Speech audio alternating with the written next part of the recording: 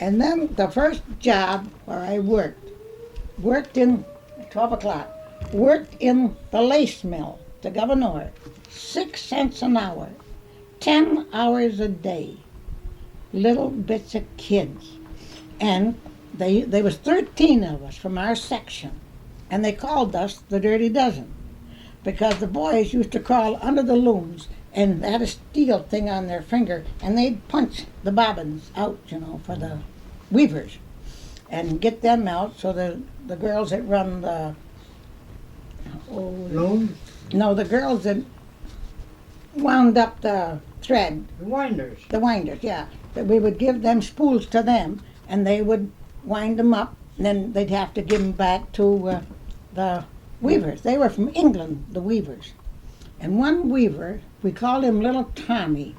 I forgot his last name, but he came from England, and he made $25 a week. Imagine. And we was only making 60 cents a day. Well, we come in from work, my brother, Earl. He was older than me, but he was smaller. His name was Earl Hall. And he came in from work, and he saw a whole lot of blood under the loom. And he went out and he called Red. Red Merritt was our boss. And he called Red. And he said, Red, there's something funny in there. Come on in. So Red went in, and this fella, this weaver, had gone under the loom, but he didn't shut the machine off. And it had chawed his arm off clean up to here. And all that blood and stuff was laying there on the floor. And they yanked him out from under there. They pulled the switch, and they yanked him out from under there. In them days, there wasn't any cars, but they got a shifter engine from the depot to come over. It was on Prospect Street, and the train went right back of it.